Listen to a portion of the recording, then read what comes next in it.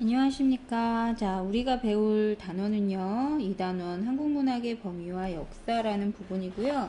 그 중에서도 첫 번째 한국문학의 범위 부분에 대해서 먼저 공부하도록 하겠습니다. 교과서 페이지는 118쪽이고요. 거기 한번 펴보세요. 첫 번째 문단. 한국문학은 한국인이고 체크하죠. 한국인. 요게 한국문학의 생산자. 있어요? 한국문학의 생산자. 그 다음 한국어 체크하고, 그치, 요게 한국문학의 표기 방식.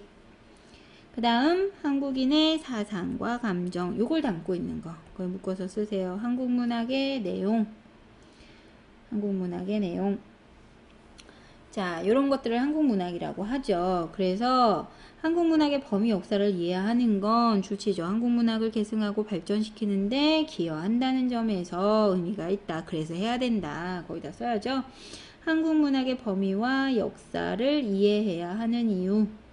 한국문학의 범위 역사 이해해야 하는 이유. 그래서 첫 번째 문단 묶어서 쓰세요. 첫 번째 문단, 문단 정리합니다. 한국문학을 이해한다는 것에 의. 한국문학 이해한다는 것에 의. 됐죠? 두 번째. 자, 그렇다면 한국문학의 범위 역사 어떻게 이해할 거냐? 우선 제일 먼저 뭐 할 거냐면 역사적으로 전개되어 온 한국문학의 갈래 공부할 거야. 요거 살펴볼 거 첫 번째. 그 다음 각 갈래를 대표하는 작품들 살펴볼 거야. 요게 두 번째. 그 다음 그 작품들이 갖는 문학사적 의의 파악할 거야. 요게 세 번째. 요 세 가지 공부한다는 얘기죠. 자, 거기에다 묶어서 씁니다. 한국문학의 범위와 역사를 이해하는 방법. 한국문학의 범위와 역사 이해하는 방법. 하셨죠? 그래서 이 단원에서는 여러가지 문학작품을 통해서 한국문학의 범위와 역사에 대해서 공부하겠다. 그래서 시대 순으로 쭉 나열이 되어 있습니다. 자, 우리 그러면 뒷장 넘기셔서 첫 번째 한국문학의 개념 갈래 부분에서요. 탐진초녀랑 그 다음에 한림별곡 공부하도록 할게요. 121쪽 펴세요. 121쪽. 짜잔, 어디야? 펴셨죠? 121쪽. 자, 한국인이 한국어를 통하여 한국인의 사상과 감정을 표현한 문학 줄치시고 요게 한국문학이지? 한국문학의 개념 연결하셔. 정의, 개념. 자, 달리 말하자면 한민족이 한반도와 그 주변에 살면서 역사적 생활 공간에서 이루어온 문학의 총체야. 뭐 이건 개념 설명한 거 다른 거 없어요. 자, 그리고 한국문학은요 기준이죠. 전승 방식에 따라서 자, 구비문학, 기록문학 이렇게 분류된다라는 거죠. 이게 분류 기준이고요. 이렇게 나눠진대요. 구비문학이라는 건 입에서 입으로 전달되는 구전문학이랑 똑같은 얘기예요. 자, 그래서 기록문학은 또다시 기록문학에서 다시 새끼치는 거예요. 보이죠? 표기 방식에 따라 이게 분류 기준이에요. 거기에서 다시 한문문학과 국문문학 이렇게 나눠진다는 얘기죠. 이해되셨나요?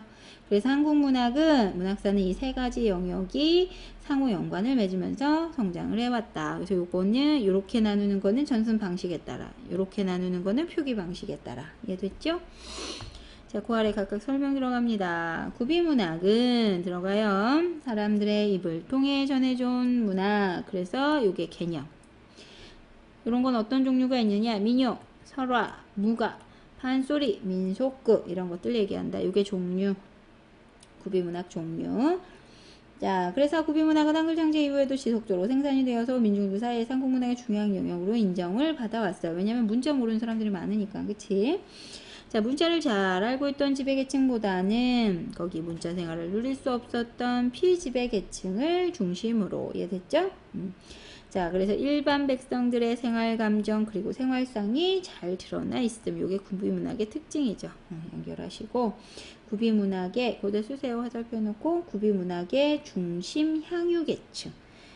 됐죠? 구비문학의 중심 향유계층.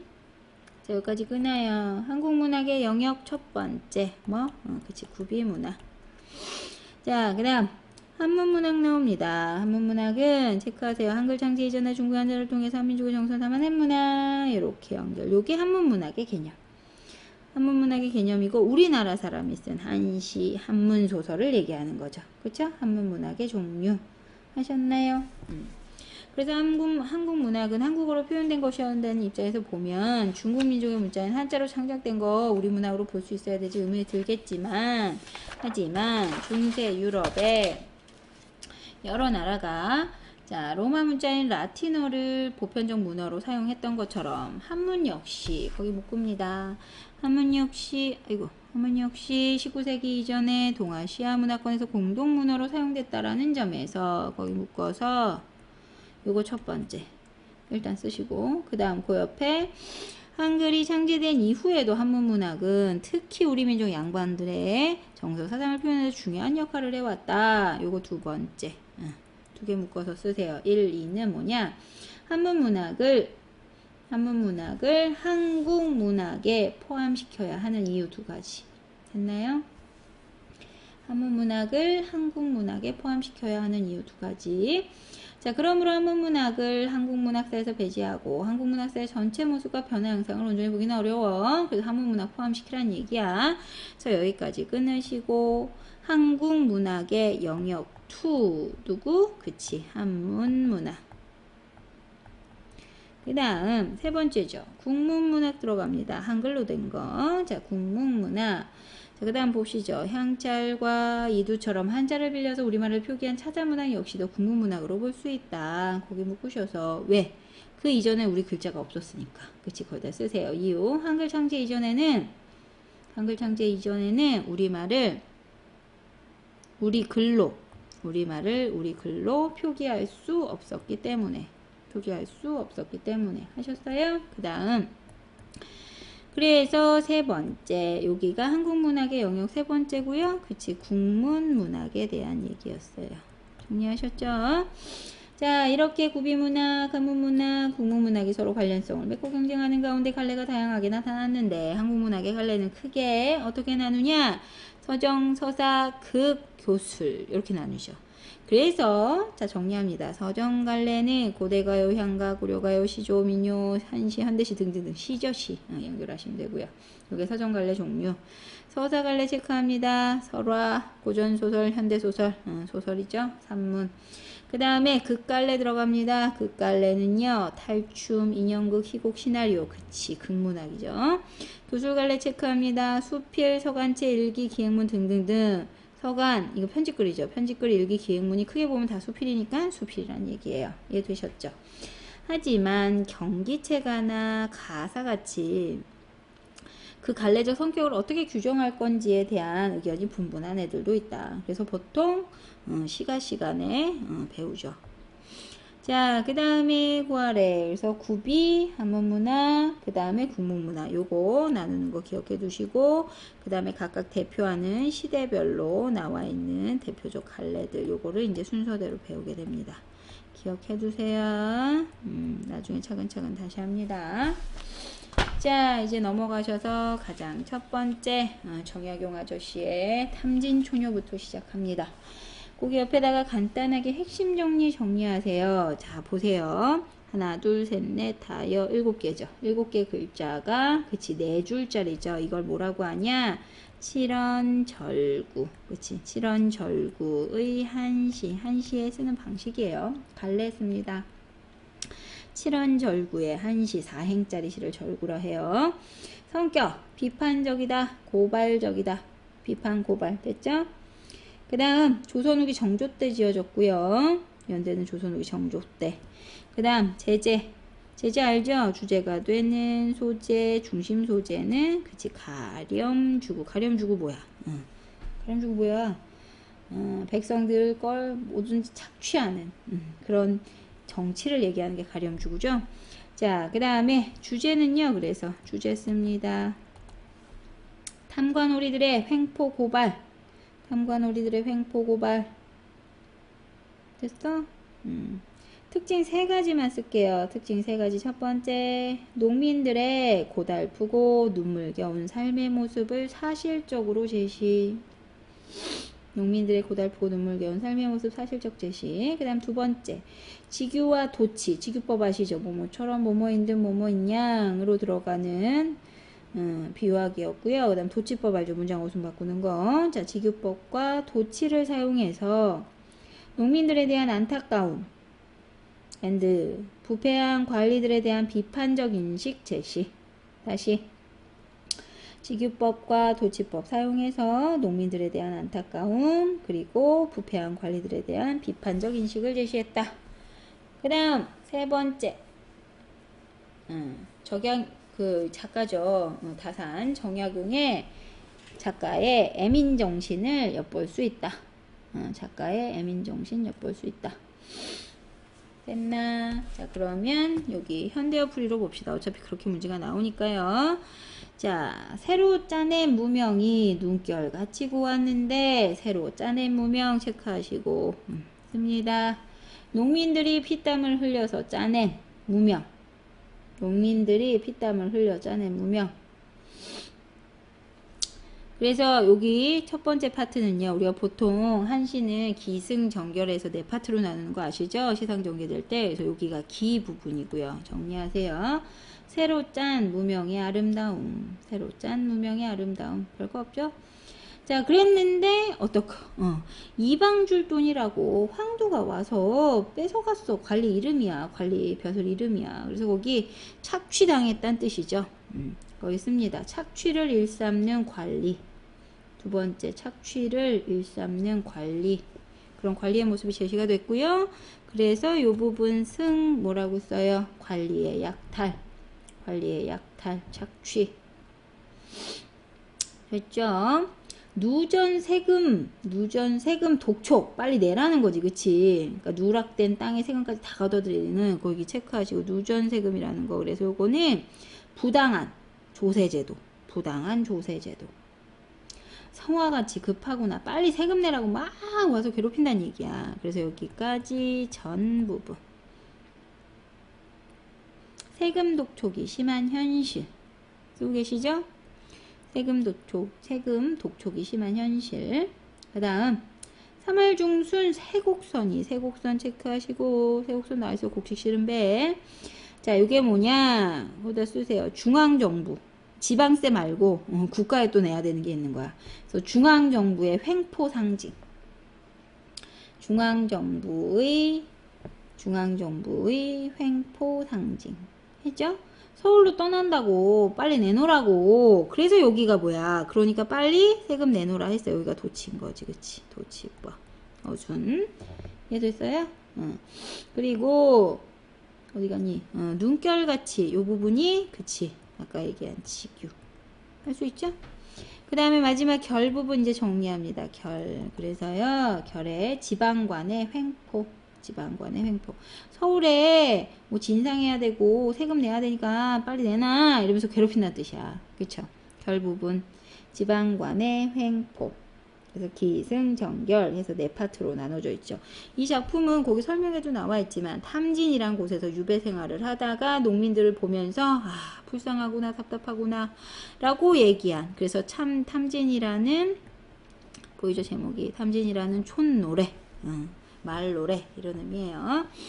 그래서 농촌의 모습, 농민 생활의 고초를 그린 한시더라. 체크해 두시고. 자, 요거랑 관련된 대단어 문제를 보시면 첫 번째. 이 작품을 한국 문학으로 볼 수 있는 이유에 대한 항목 채우기예요. 표기는 원래 원문은 한문으로 되어 있죠. 그치? 표기 한문. 수용자는 한국 사람들 읽으라고. 한국인. 생산자는 물론 다산 아저씨 한국인이에요. 그 다음에 작품 내용은 거기다 쓰세요. 조선 후기 탐관오리들의 횡포 고발 및 조선 후기 탐관오리들의 횡포 고발 및 농민 생활의 고초. 농민 생활의 고초. 했어요? 물론 이 작품은 한글이 아니라 한문으로 표기됐다는 점에서 한국문학으로 보기 어려워라고 얘기할 수 있겠지만 그 당시에 양반들이 주로 썼던 문자가 한문이었기 때문에 양반 계층이 정서 사상을 표현할 때 가장 중요한 표기 수단은 가장 이 문자로 활용했던 거는 한자니까 당연히 한국문학으로 볼 수 있다고 이제 판단이 되는 거죠. 자, 그 다음에 두 번째 같은 경우는 모둠 활동하는 거니까 잘 체크해서 보시는데 간단하게 보면 재외동포가 미국에서 영어로 쓴 작품이야. 첫 번째 같은 경우는 한국 문학으로 볼 수 없어요. 왜냐하면 현재는 우리 한글이 있잖아요. 그래서 표기수단이 한글이 아니고 수용자도 역시나 한국인이 아니기 때문에 얘는 한국 문학으로 볼 수 없는 경우라고 보셔야 되고, 두 번째, 우리나라 사람이 우리나라에서 외국어로 쓴 작품. 근데 얘 같은 경우도 사실 한국 문학을 볼 수 없다라고 보는 게 일반적인데, 한국인 작가가 한국인 수용자를 대상으로 썼다고 하더라도 표기수단이 외국어니까. 그 다음에 다른 나라에서 이주해온 외국인이 한국어로 썼대요. 근데 얘는 한국 문학으로 볼 수 있는 이유가, 이주 한국인을 한국인으로 볼 수 있느냐 없느냐에 따라 여지가 좀 있긴 하지만, 한국인의 정서를 가지고 한국어로 창작되었다면 한국 문학으로 볼 수도 있다라는 거죠. 그래서 되게 여러 가지 조건을 두고 한국 문학의 범위가 어디까지인지를 한번 생각해 보는 그런 토의 활동이에요. 얘기해 보시고요. 그 다음에 우리가 배울 거는 한림별고. 원래 되게 긴데 아주 간단하게 나와 있고요. 간단하게 거기 갈래 정리합니다. 경기체가 한 거 아시죠? 경기체가. 갈래는 경기체가 여기 나와 있네. 한림의 학자들이 지은 경기체가. 기억해 두시고. 자, 그 다음에 성격. 귀족적, 과시적, 향락적. 귀족적, 과시, 잘난 척 하는 거, 향락적. 그 다음 구성 씁니다. 구성. 전체 8장으로 구성되어 있고요. 전체 8장. 그래서 8연. 전체 8연으로 구성되어 있고, 각각의 연이요. 전대절. 나와 있나? 전대절 사행. 그 다음에 후소절. 후소절 2행. 그래서 전체 6행. 이런 식으로 구성되어 있어요. 구성 방식. 전체 8연으로 구성됐고, 각각의 연은 전대절 4행, 후소절 2행. 이렇게 묶여져 있다고요. 그 다음에 제재. 여기는 1장만 나와 있거든요. 이게 제일 첫 번째거든요. 그래서 1장만 나와 있어서 여기에서는 시부라고 해서 명문장들, 되게 유명한 명문장을 표현한. 그 다음에 주제. 신흥사대부들의 긍지, 그리고 풍류. 신흥사대부들의 긍지 및 풍류. 하셨죠? 그 다음에 특징 3가지만. 첫 번째, 신흥사대부들의 자부심과 사물에 대한 관심 표현. 하셨어요? 신흥사대부들의 자부심과 사물에 대한 관심 표현. 그 다음 두 번째, 한자어의 나열을 통해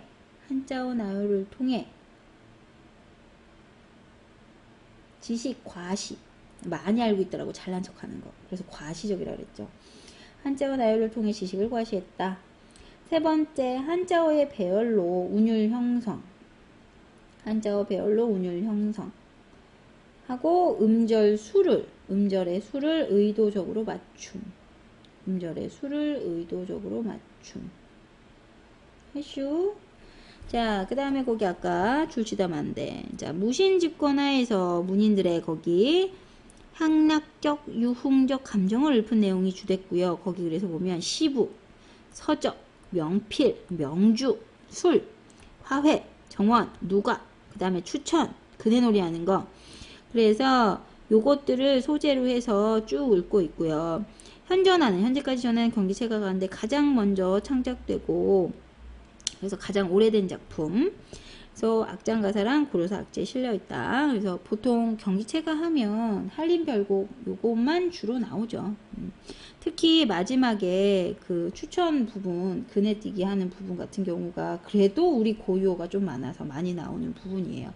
기회 되시면 그것까지 같이 알아두시는 게 요거 공부할 때 더 효과적이고요.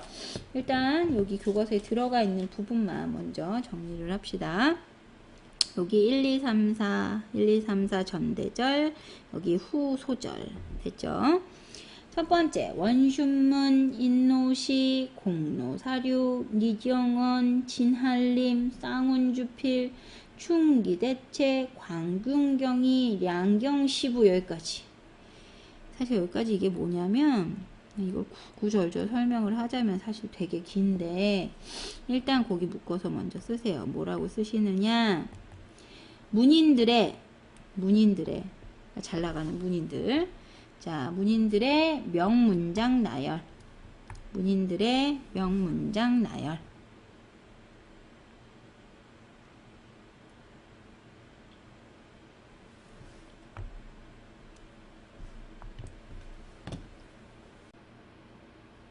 자, 쓰셨죠? 자, 문인들의 명문장 나열하고 그 옆에 화살표하고 쓰세요. 객관적 사물을 나열해서 시상전개. 객관적 사물 나열, 시상전개. 해슈?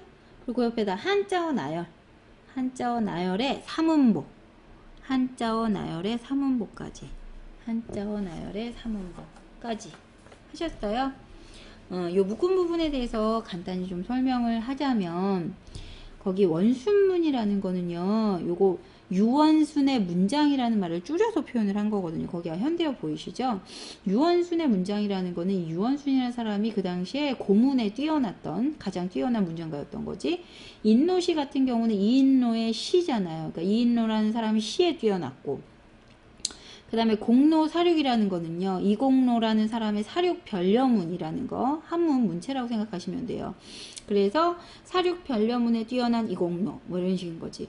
그래서 뭐 야구의 박찬호, 그 다음에 피겨의 김연아, 김연아 이제 그만두긴 했지만 어쨌든 뭐 이런 거.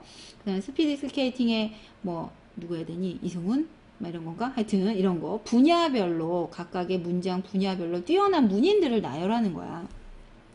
그리고 니정원이라는 거는요, 이 정원이라는 게 벼슬 이름이거든요. 그래서 정원 벼슬의 이규보와 이름이죠. 정원 벼슬의 이규보. 그 다음에 딘 한림이라는 게 한림 벼슬의 진화. 한림 벼슬의 진화. 그래서 이규보, 진한림의 이 사람이 쌍운주필을 한대. 이 쌍운주필이라는 게 뭐냐면 운을 맞춰서, 왜 한자는 한자 이제 시를 쓸 때 운을 맞추잖아요. 운자를 내잖아요. 그래서 그 쌍운으로 운자를 내서 빨리 시를 짓는 방법. 그래서 요런 글에는 이규보와 진화 뭐 이렇게 되는 거지. 그 다음에 춘기 대책이라는 것도요. 유춘기라는 사람의 대책문. 유춘기. 대책문에는 유춘기 최고. 뭐 이렇게 되는 거예요. 그래서 광균경이라는 것도요. 민광균이라는 사람의 경전 해석. 경이라는 게 경전 해석이거든요. 그래서 민광균의 경전 뜻풀이, 경서 뜻풀이, 그 다음에 량경시부라는 거는 김양경이라는 사람이 거기 난 시하고 부, 근체시랑 부에 뛰어났던 사람인 거지. 그래서 여기까지 쭉 늘어놓은 거는 결국 좀 나열해 놨잖아요. 그 당시에 가장 뛰어났던, 분야별로 뛰어났던 문인들을 쭉 나열해서 우리 파가 이렇게 유식해, 뭐 이런 거 드러내고 싶었던 거야. 우리 계열이 이렇게 잘해. 이걸 과시하는 거죠. 이해되셨죠? 그래서 요게 아까 1장이라고 말씀드렸었잖아요. 이 1장 같은 경우는 거기다 써놔요. 1장은 거기 당시에 뛰어난 문인들을 나열해서 자신들의 유식함을 과시했다. 당시에 뛰어난 문인들 나열, 그리고 자신들의 유식함 과시. 이해되시죠? 여기까지. 자, 그리고 그 다음 위, 시장 하고 시옷 들어갔죠. 사이 시옷. 그리고 경기, 이 경이라는 게 경치, 그런 상황, 그런 모습, 그런 경기가 어떠하니 있고 라고 표현을 했죠. 요 갈래 명칭이 경기체가라고 했잖아요. 경기체가라는 그 명칭, 갈래 명칭이 나온 그런 이유이기도 하고요. 그래서 거기 경기 어떠하니 있고 라는 거는요, 이런 과거장, 이런 과거를 보는 시험장의 광경이 어떠합니까? 라고 물어보는 게 아니에요. 어떠합니까? 물어보는 거 아니고, 그치? 서리법. 정말 대단하지 않습니까? 정말 멋지지 않습니까? 훌륭하지 않습니까? 라는 과시죠, 과시. 이해되셨죠? 해석은, 감탄사. 자, 이렇게 과거를 보는 시험장의 이 광경이 어떠합니까? 멋지지 않습니까? 참으로 훌륭하지 않습니까? 이렇게 해석하시면 되고요. 거기 경기 어떠하니 있고는 묶으시고요. 요 부분은 두 가지만 써놔요. 첫 번째, 경기체가 유래. 경기체가라는 갈래 명칭 유래. 그 다음 두 번째, 참으로 좋습니다. 참으로 좋습니다라는 의미의 과시, 자부심. 과시, 자부심. 됐죠? 자, 그 다음 부분, 엽이라고 들어가 있는데, 이 엽은요, 별거 없고요. 그냥 악곡. 얘가 노래로 불렸다고 하니까 악곡 이름이고요. 그냥 상관 안 하셔도 돼요. 그 다음 금학사의 옥슌문생. 반복하죠. 금학사의 옥슌문생. 자, 여기 금학사라는 거는요, 학사라는 벼슬의 금의라는 사람, 서울대의 무슨 교수, 뭐 이런 의미라고 보면 돼요. 그래서 학사인 금의의 옥슌문생이라는 거는 옥의 죽순처럼 수없이 많은 제자들, 이런 표현인 거지.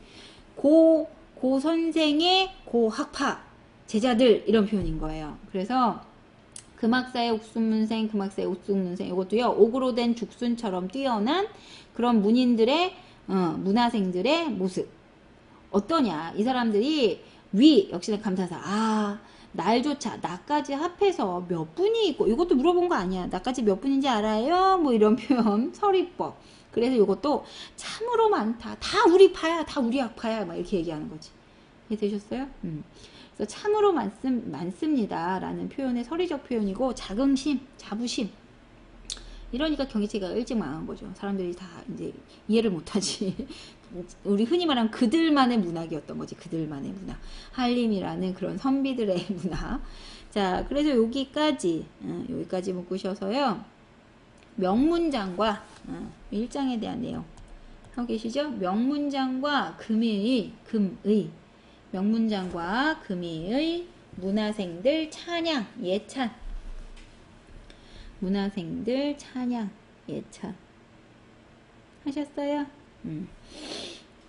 자, 그러니까 결국 자기들, 우리 무리들, 우리 학파들, 그런 사람들의 능력을, 뛰어난 능력을 자랑질하는, 과시하는, 찬양하는 그런 자신감, 긍지의 표현, 이런 걸 표현한 그런 작품이라고 생각하시면 돼요. 되셨죠? 자, 그럼 그 아래 이제 문제를 좀 정리를 하시면, 문학의 갈래를 서정, 서사, 극으로 나눴어요. 자, 이랬을 때 이 작품은 어느 갈래에 속하겠느냐. 율곡이 있으니까 아무래도 서정문학이라고 볼 수 있겠죠. 거기다 쓰세요. 이 작품은 대체로 334 세 글자 세 글자 네 글자 334조의 음수율과 334조의 음수율, 그리고 삼음보, 음보 알죠?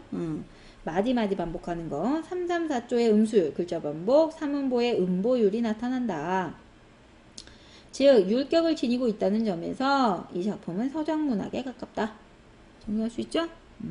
그 다음 두 번째, 만약에 얘를 교술문학으로 볼 수 있다면, 교술. 그 이유는 도대체 뭘까? 거기다 정리합니다. 교술문학은 실제의 경험, 사실, 생각을 서술하고 전달하고자 하는 목적으로 지어진 문학이다. 다시, 교술문학은 실제의 경험, 사실, 생각을 서술하고 전달하고자 하는 목적으로 지어진 문학. 자, 이 작품의 경우 전 8장에 걸쳐서 구체적 사물을 나열하며 8경, 8개의 경, 그 광경, 장면, 8경을 노래하고 있는데, 당시 한림들의 생활상을 묘사한다는 점에서 허구적 세계를 창작해낸 것이 아닌 현실에서 경험한 흥취를 드러낸 것이므로 교술문학으로 볼 수도 있다. 이해되시죠? 자, 그 다음에 이제 두 번째, 한국문학의 전통과 특질 부분 들어갈게요. 125조. 자, 첫 번째 문단 봅니다. 한국문학에는 한국인만의 풍습, 사상, 그리고 정서가 있다. 여기 줄 치시고. 자, 이게 뭐냐? 이게 고유한 특질이다. 연결. 자, 그래서 이러한 특질들은 독특한 미의식을 형성하며 대대로 이어져 내려와서 한국문학의 전통이 되었다. 자, 그동안 한국문학의 특질에 대해서 여러 가지 이야기가 되어 왔는데, 그 중에서도 한국문학의 특질로 이야기되는 게 걸책합니다. 멋, 신명, 한, 자연신화, 해학풍자, 묶어서 쓰세요. 한국문학의 특질. 아셨죠? 자, 요거를 이제 차례차례 정리합니다. 멋과 신명, 첫 번째입니다. 한국문학의 특질. 1. 멋과 신명. 고대의 제천의식, 하늘에다 제사 지내는 거죠. 고대 제천의식에서 행해지던 가무, 노래하고 춤추는 거, 여기랑 관련이 있는데, 거기다 쓰세요. 한국문학이 멋과 신명의 특질을 지니게 된 이유. 자, 순박하고 낙천적이라서 신명나게 놀았고, 신나게. 그리고 격식에 얽매이지 않는, 그치? 그런 멋을 추구하게 된 거다. 연결해 줄 수 연결해 둘 수 있으시죠? 거기 체크해 두세요. 자, 그래서 요게 첫 번째 한국문학의 특질 1. 먹과 신명. 두 번째 한의 정서. 자, 요게 두 번째 한의 정서. 주변국으로부터 침략을 많이 받게 된 민족적 상황. 요거 동그라미 1. 그 다음 신분사회였기 때문에 엄연히 존재했던 하층 계층의 서름. 동그라미 2. 그 다음 가부장제 속에서 여성으로 살아야 했던 아픔. 동그라미 3. 요거 요 세 가지 한꺼번에 묶어서 쓰세요. 한국문학이 한의 정서를 지니게 된 이유. 이거 말고도 많지만 이렇게 세 가지로 이제 보통 보는 거지. 한국문학이 한의 정서를 지니게 된 이유. 자, 특히 고려가 요 가실이 배웠죠. 김소월의 진달래꽃. 요런 아이들이 한의 정서, 보통 이별의 정안을 노래했다고 얘기하죠. 요런 정서를 담은 가장 대표적인 작품이더라. 특히 가실이 같은 경우는요, 거기 보이죠? 이미 가자마자 다시 돌아오기를 원한다는 재회를 소망하는 그런 절절한 심정을 노래했다. 이게 가실의 내용이고요. 연결. 그 다음 됐어요? 그래서 여기까지 체크하시고 요게 두 번째 한국문학의 특질 2 한의 정서. 그 다음 세 번째 자연 친화. 요게 한국문학의 특질 3 동양사회 특유의 일반적 인식이라고 볼 수 있다. 동양사에서는 보통 자연을 거기다 써요. 동양에서는 자연을 인간과 더불어 살아가야 할 존재로 인식. 인간과 더불어 살아가야 할 존재로 인식. 했나요? 인간과 자연에 대한 기본적 인식이 동서양이 좀 다른데 서양에서 인간은 만물의 영장으로 인식이 되나 동양에서 인간은 만물을 이루는 구성 요소 중에 하나라고 보는 거죠. 그러니까 인간 중심과 인간 중심 아닌 거 뭐 이거야. 자, 따라서 서양에서는요, 거기 묶으세요. 서양에서 자연은 인간이 정복해야 할 대상이지만 동양에서의 자연은 더불어 살아가야 할 존재인 것이다. 거기다 씁니다. 자연에 대한 동서양의 인식 차이. 자연에 대한 동서양의 인식 차이. 쓰셨죠?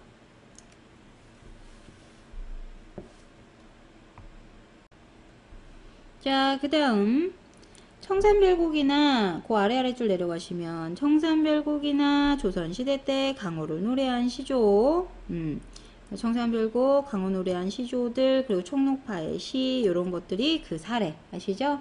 자연친화의 특질이 나타나는 작품의 사례. 그래서 여기까지가 세 번째 한국문학의 특질, 세 번째 자연친화에 관련된 내용이었고요. 그 다음에 해학과 풍자, 여기 박수 치시고, 그치, 여기 네 번째고요. 해학과 풍자의 공통점은 웃음이죠. 근데 차이가 뭘까? 그치, 해학 같은 경우는 웃음 안에 눈물이 있어. 풍자는 웃음 안에 칼이 있지. 하나는 비판하는 거고, 하나는 감정을 정화시키는, 극복하는, 연민의 감정을 극복하는 그런 두 가지의 웃음을 유발하는 방식이라고 생각하시면 되겠죠? 자, 이것도 우리 한국문학의 특질이라고 볼 수 있는데, 자, 거기 보세요. 두 번째 줄에 모순되고 억압된 현실을 폭로. 요거 동그라미 1. 그 다음 웃음을 유발하여 감정 정화. 요거 동그라미 2. 두 개 묶어서 쓰세요. 해학과 풍자의 문학을 창작한 이유 두 가지. 해학과 풍자의 문학 창작한 이유 두 가지. 자, 그 다음 이거의 사례로 양반전 나왔죠. 양반의 형식주의, 비인간적인 수탈을 구체적으로 희화적으로 서술한 거. 그래서 양반의 위선을 폭로한 양반전. 요게 사례 1. 그 다음에 바로 옆에 보이죠? 지배계층에 대한 반항, 양반 계급 관료에 가렴 주고 서민의식을 바탕으로 비판한, 그치, 별주부전. 요게 두 번째 사례. 그 다음에 해학과 정서, 풍자의 정서가 가장 잘 반영되어 있다라고 하는 현대의, 그치, 채만식의 태평천하. 요 세 가지가 해학과 풍자를 대표하는 작품 사례예요. 그래서 여기까지가 네 번째 한국문학의 특질 4, 해학과 풍자였어요. 자, 이제 마지막 문단 세 번째 줄 보세요. 남의 것을 아무런 비판 없이 맹목적으로 따르는 태도는 지양하지 말아라 라는 얘기죠. 그 다음 거기 아래 고유성을 유지하는 게 그 세계성을 띠는 것이다. 요걸 잘 기억해라. 요거 위에 거 첫 번째, 요거 두 번째 묶어서 써야지. 뭐라고? 한국문학을 대하는 올바른 태도. 한국문학을 대하는 올바른 태도. 한국문학을 대하는 올바른 태도. 하셨죠? 자, 그 다음에 우리 이제 뒷장 넘어가셔. 본범은 빼고요. 본범 빼고 그 다음 거. 자, 시 두 가지 작품을 할 건데요. 그 중에 첫 번째 시조부터 먼저 한호의 시조 봅시다. 갈래, 평시조, 단시조. 그 다음 정형시죠. 평시조, 단시조, 정형시. 그 다음 성격, 자연친화적, 풍류적, 달관. 달관 아시죠? 달관? 모든 걸 다 초월하셨어. 그치? 자연친화적, 풍류적, 달관적. 그 다음 제재, 중심 소재는 자연. 주제 씁니다. 자연 속에서의 풍류와 소박한 삶의 태도. 주제, 자연 속에서의 풍류와 소박한 삶의 태도. 특징 두 가지 쓸게요. 첫 번째, 대립되는 소재를 사용해서. 대립되는 소재. 좀 이따 본문 보면서 봅시다. 대립되는 소재를 사용해서 인공의 세계를 떠나 자연의 순수함을 지향하는. 잘 써요. 인공의 세계를 떠나 자연의 순수함을 지향하는 자연 친화적 자세 제시. 썼죠? 두 번째, 안빈낙도 하는. 안빈낙도 아시죠? 안빈낙도 하는 옛 선비들의 모습이 잘 드러나 있음. 그럼 내용 볼까요? 자, 첫 번째. 자, 초장부터. 집방석 내지 마라. 낙엽인들 못 앉겠느냐? 물어보는 거 아니지. 낙엽에도 앉을 수 있어. 괜찮아. 라는 표현인 거예요. 그래서 집방석은요, 뭘 대표하는 거예요? 그치. 인공물. 자, 이거에 대비되는 아이니까. 그치. 낙엽. 얘는 서로 대조적인. 얘가 자연물. 자, 두 번째. 솔불 켜지 마라. 켜지 마라. 어제 진 달 돌아온다. 자, 여기에서는 솔불이 그치 인공이고요. 그 다음에 어제 진 달 자연물이겠죠. 요거 각각 서로 대조. 자, 집방석 솔불은 인공물을 대표하는 아이, 낙엽 다른 자연물을 대표하는 대상으로. 그래서 요 초장 중장을 통해서 알 수 있는 게 뭐냐? 거기다 씁시다. 인공적인 것을 거부하고 자연적인 것을 추구하는 화자. 인공적인 것 거부, 자연적인 것 추구. 그리고 옆에 화살표 자연 친화의 정서. 자연 친화의 정서. 됐죠? 아해야, 아이야 이렇게 부르는 건데요. 실제 어떤 특정 아이를 두고 얘기한다고 생각하시면 안 되고요. 그냥 감탄사처럼 쓰이는 거라고 생각하시면 돼요. 아이야. 자, 박주산채일망정. 박주산채 잘 기억해 두세요. 자주 나와요. 원래는 되게 거칠은 술, 그 다음에 산나물 뭐 이런 표현인데 소박한 음식 이런 거 얘기하는 거. 박주산채일망정 없다 하지 말고 내어놔라. 그래서 요거는 뭐냐면 마지막 종장에서 표현하고자 하는 건 옛 선빈들의 그치 안빈낙도 가난하지만 그 안에서 즐기면서 도 닦으면서 내가 살아가는 태도 요거 얘기하는 거죠. 안빈낙도 하셨죠? 그래서 여기에서는 그 옆에 자연 속에서의 풍류 소박한 삶의 태도 요 정도 되셨죠? 자, 그 다음 두 번째 산이 날 애워싸고 라는 박목월의 자, 현대시 봅니다. 자, 갈래 현대시 자유시 서정시 다 썼죠? 그 다음 성격, 자연친화적, 초월적, 관조적. 관조란 말 아시죠? 어떤 대상을 바라볼 때 일정한 거리를 두고 바라보는 거지. 그치? 자연, 친화, 초월, 관조적. 됐죠? 제재. 중심 소재는 산이 자신을 애워싼 배경. 제재. 산이 자신을 애워싼 배경. 하셨죠? 그 다음 주제. 평화롭고 순수한 자연에 대한 동경. 평화롭고 순수한 자연에 대한 동경. 슈? 특징 두 개 써요. 첫 번째, 자연과의 동화 합쳐한 거지. 일체감. 자연과의 동화가 점층적으로 점점 커지거나 세지거나 점층적으로 진행. 됐죠? 두 번째, 동일한 문장 구조의 반복으로 운율 형성 주제 강조. 동일한 문장 구조 반복으로 운율 형성 주제 강조. 딱 봐도 봐봐. 평화롭고 순수한 자연에 대한 동경. 이해되죠? 담담한 어조로 요게 특징. 자, 첫 번째 현부터 산이 날 애워싸고 씨나 뿌리며 살라하네. 밭이나 갈며 살라하네. 자, 산 체크하시고요. 그치. 요게 자연 속의 공간.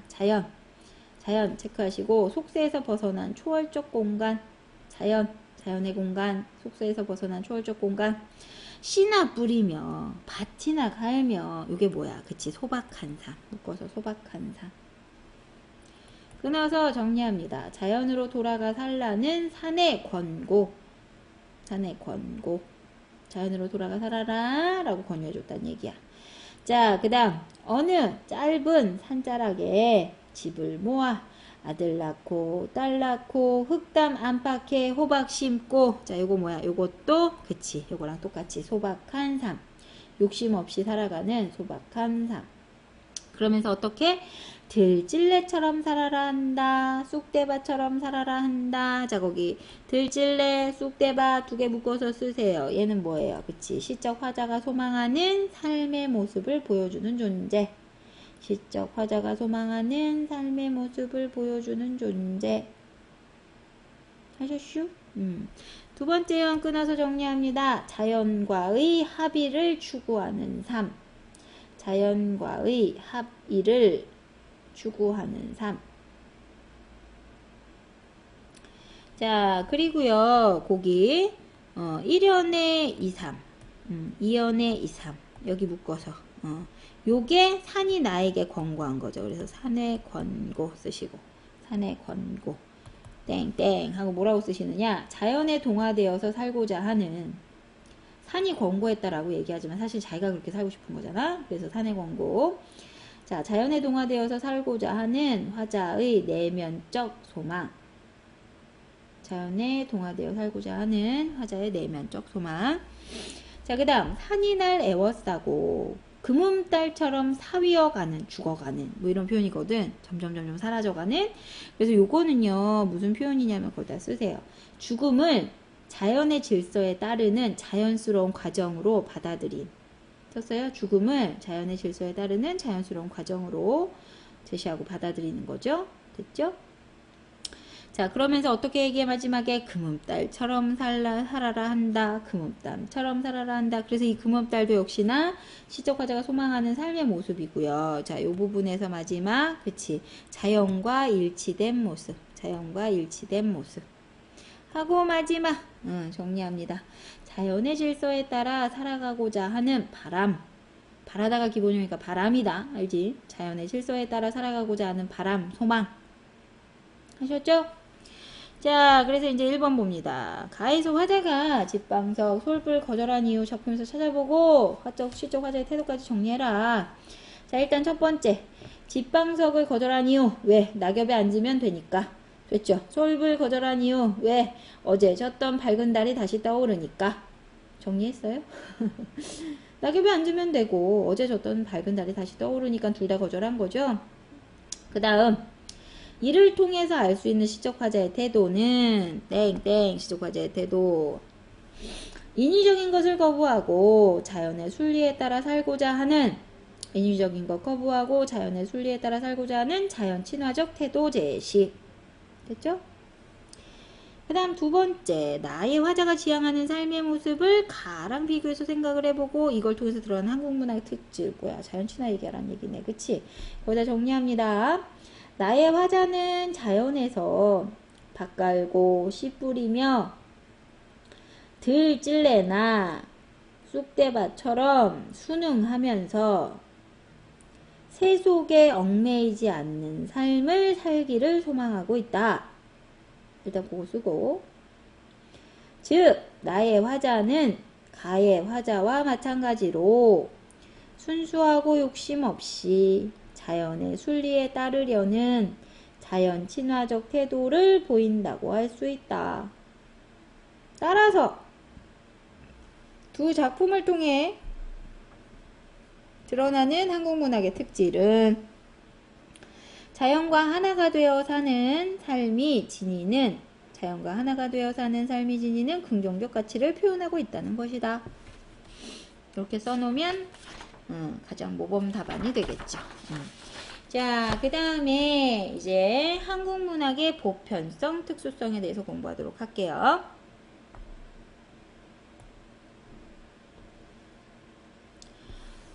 130페이지고요. 자, 첫 번째 문장 볼게요.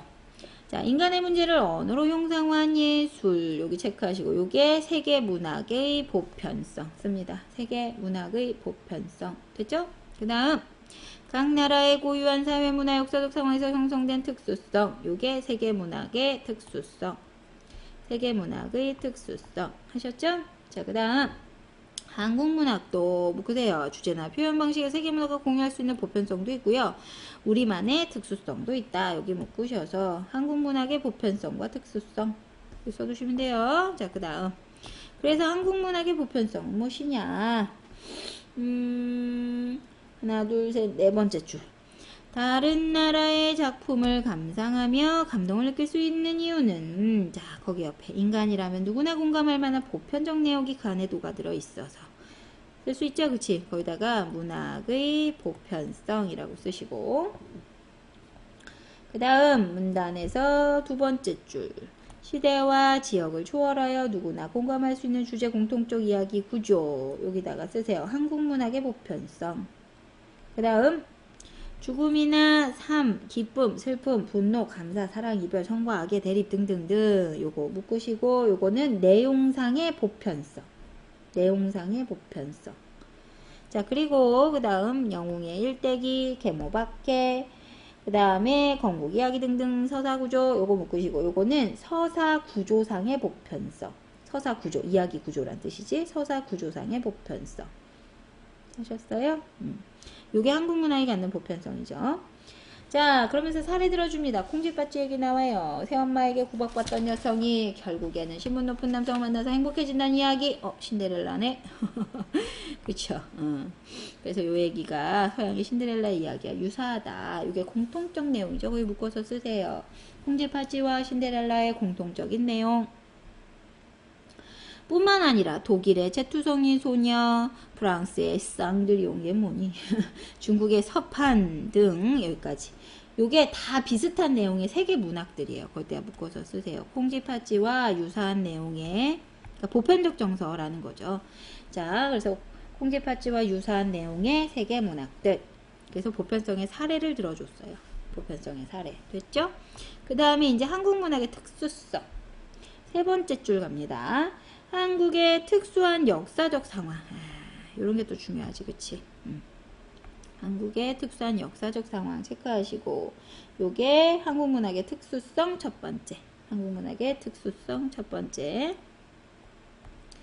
자, 그 다음 예를 들어서 국권을 침탈당하는 민족적 시련을 겪었던 경험. 요거는요, 그 옆에 민족의 자유와 해방을 추구하는 내용으로 형상화되었죠. 이렇게 드러났다는 뜻이죠. 그 다음에 또한 광복 이후 닥쳐온 분단. 현실은요, 분단 문학이라는 특수한 영역 자체를 형성하게 만들었어요. 이게 우리 문학의 특수성이죠.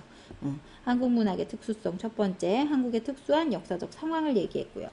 그 다음 문단에서 두 번째 줄, 다양한 하위 갈래로 구현되었다. 요게 한국 문학의 특수성 두 번째. 그래서 악장, 시조, 가사 이런 것들이 되게 특이하죠. 그래서 요게 한국 문학의 특수한 갈래. 한국 문학의 특수한 갈래. 이슈. 자, 그래서 이처럼 이제 마무리 들어가요.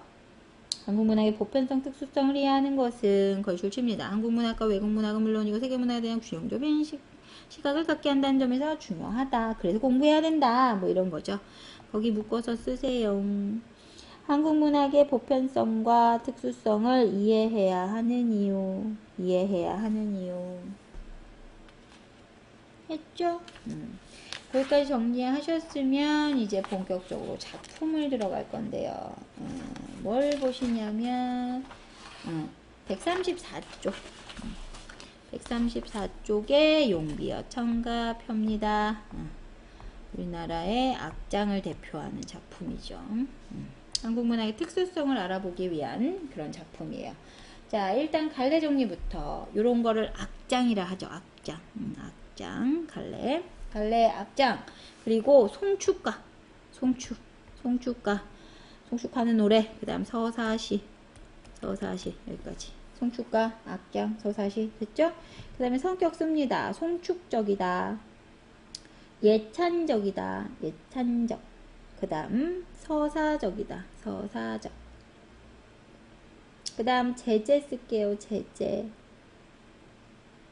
조선 왕조의 창업. 조선 왕조의 창업. 조선 왕조가 만들어졌지. 그 다음 주제 쓰세요. 주제. 조선 건국의 정당성과 조선 건국의 정당성 그리고 후대 왕들에 대한 권계. 이렇게 해라 라고 권유해 주는 거. 권계. 조선 건국의 정당성, 후대 왕들에 대한 권계. 하셨죠? 특징 3가지. 첫 번째.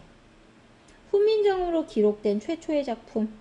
한글로 기록이 돼 있어요. 후민정음으로 기록된 최초의 작품. 두 번째. 각 장이 2절 4구 채로 구성. 2절 4구체로 구성. 한데 거기에다 가로치고 쓰세요. 1장과 그 다음 125장 여기 배우는 125장은 예외. 얘 빼고 나머지 2절 4구체로 구성되어 있는데 1장과 125장까지 있거든요. 125장은 제외. 자, 그 다음 보통 전절, 후절 이렇게 나누거든요. 그래서 2절이라고 그랬잖아요. 전절, 후절 이렇게 나눠지는데 요게 특징 3번째예요. 전절에서는요. 거기다 쓰세요. 전절은 중국의 사적. 중국의 사적. 중국에서 어쩌고 저쩌고 중국의 유명한 일을 막 들었으면 후절에서는 육조의 사적을 배열하는 형식이에요. 다시 전절에서는 중국의 사적, 후절에서는 육조. 조선을 세운 그 유명한 두 왕과 그 이전에 그 조상들을 이성계의 조상들을 왕으로 추대한 그래서 총 6조라고 표현을 하거든요. 그 6명의 왕들에 대한 사적을 나열한 배열한 그런 방식이에요.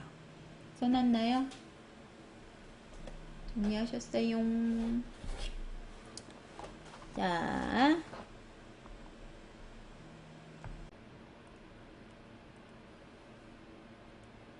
자, 이제 본격적으로 본문 내용을 봅시다. 자, 용비어 청가라는 제목에서 보시면 아시겠지만 용이 날아서 용이 날아서 하늘의 명을 받아 명을 받아서 그것을 본받아 처신하는 노래 뭐 이런 의미예요. 그래서 아주 쉽게 얘기하면 조선 건국의 정당성을 주장하기 위해서 또한 훈민정음을 만들어 놓고 그 실용성을 시험하기 위해서 지어진 최초의 악장이라고 하는 작품입니다. 가장 많이 나오는 2장이랑 125장 요 2가지 나와 있어요. 2장이 제일 많이 나오는 이유는요. 요게 순우리말 우리의 순고유어 순우리말 그거를 사용을 했고 그 다음에 다양한 비유 요거를 사용했기 때문에 가장 많이 나와요. 자, 2장부터 먼저 정리할게요. 자, 불휘 깊은 남간 아시죠? 뿌리가 깊은 나무는 이란 말 뿌리가 깊은 나무는 바람에 아니 밀세 바람에 흔들리지 아니함으로 흔들리지 않아서 이해되죠? 그래서 자, 여기 첫 번째 불이 깊은 남간이라는 거는요. 사실 의미가 쓰세요. 기초가 튼튼한 기초를 가진 나라. 튼튼한 기초를 가진 나라. 바람에 흔들리지 않아서 그 다음 꽃이 좋고요. 그 다음에 여름이 열매란 뜻이거든요. 열매하다, 많다란 뜻이에요. 꽃 좋고 열매가 많아요. 그러니까 얘는 문화가 번성해요. 이런 뜻이에요. 문화 번성. 됐어요? 그러니까 튼튼한 기초를 가진 나라는 문화가 번성한다 이런 뜻. 요걸 비유해서 표현한 거죠. 뿌리 깊은 나무, 꽃 좋고 열매 많아 이런 식으로. 그 다음 두 번째. 샘이 깊은 물은 샘이 깊은 물. 요거는 유서 깊은 나라. 깊은 유서. 그러니까 역사가 깊은 나라. 유서 깊은 나라는 가말이라는 게 가뭄. 자, 그래서 샘이 깊은 물은 가뭄에도 아니 그칠세. 그치지 아니함으로. 자, 내희 이러 바라가 바다잖아요. 그래서 냇물을 이루어서 쭉 바다까지 가나니 바다까지 이어짐으로 이해되죠. 자, 그래서 샘이 깊은 물은 가뭄에도 그치지 않고 내를 이루어서 바다까지 쭉 이어진다 간다 이런 표현인 거예요. 그래서 자, 깊은 유서를 가진 나라는 왕조가 번성한다. 왕조 번성. 이해되셨죠? 그래서 요런 나라가 되라 라고 송축하는 거예요. 이해되시죠? 그래서 거기 2장 묶어서 씁니다. 조선의 무궁한 발전 송축 그렇게 되길 바랍니다. 이런 표현인 거죠. 조선의 무궁한 발전 송축 하셨쇼? 정리했어요?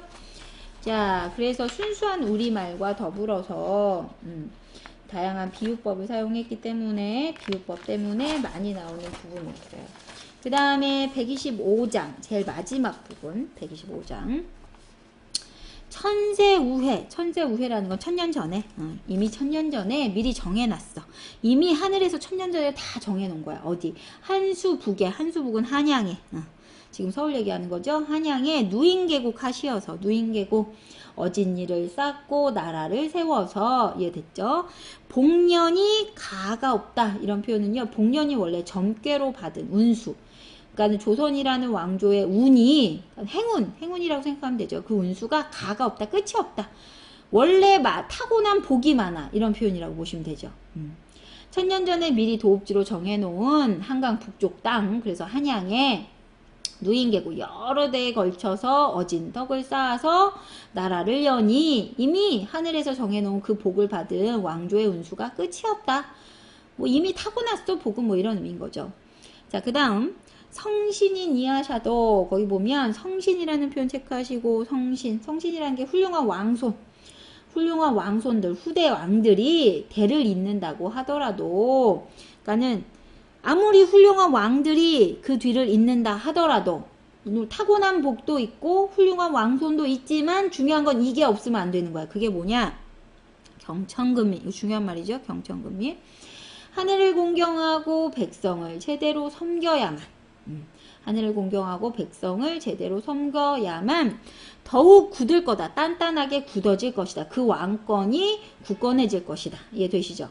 정리합니다. 성스러운 후대왕들이 대를 잇더라도 하늘을 공경하고 백성을 다스리는데 부지런히 힘쓰고 노력해야 그 왕권이 더욱 굳건해질 거다. 이해됐죠? 자, 그래서 임금하, 이 하라는 게 존칭이에요. 임금이시여, 임금님이시여, 뭐 이런 표현이에요.